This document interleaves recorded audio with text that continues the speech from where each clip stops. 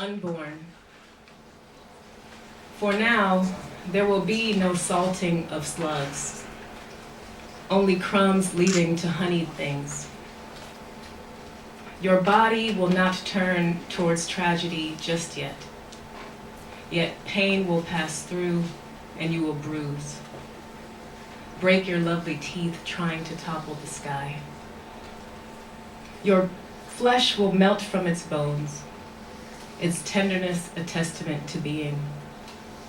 How else can we vouch for, have vocabulary for? You are the slug, made of water and moon mercy and blood and the light at tunnel's end into which you will stare. You will end badly. There is no more important palm than yours, no more precise palm reader than I.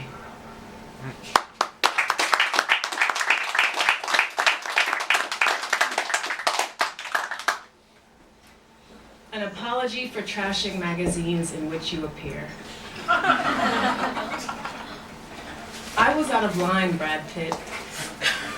You are no Elliot Spitzer. I'm no preacher.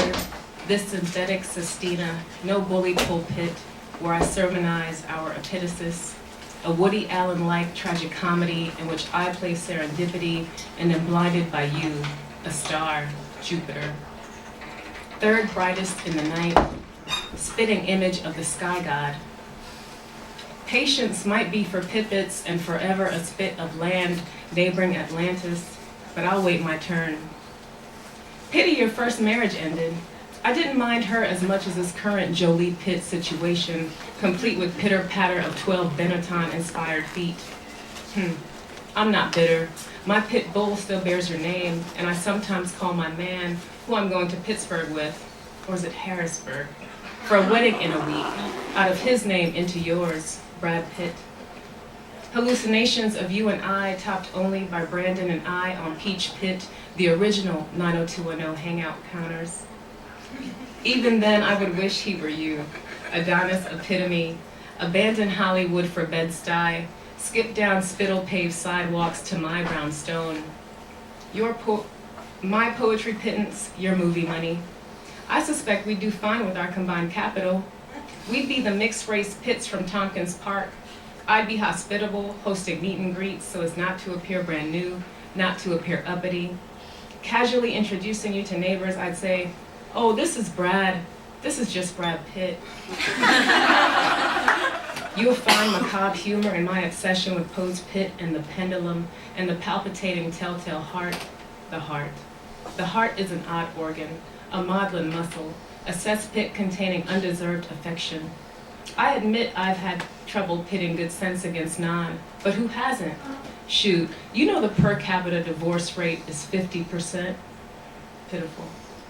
Like with Juliet and Jennifer, I pray Angelina is a pit stop on your way to Brooklyn.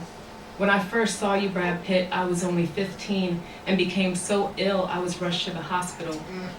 My hands, feet, and armpits began to sweat as if I too were riding horseback up a hill towards a lover who made the pit of my stomach, my insides ache. Literally, Legends of the Fall was my pitfall.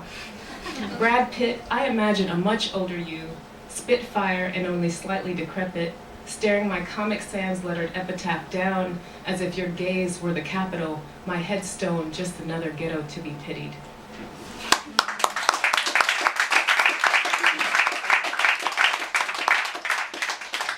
Y'all remember the game Clue, the board game Clue, with all the characters? Okay, so this is for that. Clue, after the board game Clue. Hands down, mustard is the tastiest condiment, coughed Professor Plum, his full mouth feigning contentment with the greens-only sandwiches Mrs. White laid out for Mr. Body's guests in the lounge. Miss Scarlett hadn't had time to peel off her peacoat before being offered the no-frills food, which she declined, and a pre-cocktail cocktail, which she accepted. Colonel Mustard refused all fare, citing the risk of getting his classic scarlet and gold Marine Corps suit sullied, then proceeded to eat the sugar plums that happened chanced his pockets like lint. Mrs. White began funneling the motley crew into the greenhouse, where Mr. Green had been rumoring. his right hand bridging his mouth to Mrs. Peacock's right ear in an effort to convince the white-haired heiress that the sandwich-making maidservant must have poisoned their plum wine.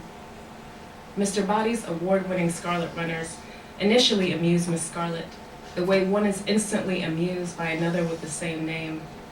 Mr. Green thought it odd Mr. Body hadn't shown, and told Professor Plum as much. Here we are, pretty as peacocks, and our host is nowhere to be found, twirling his mustache like the villain in a silent black and white.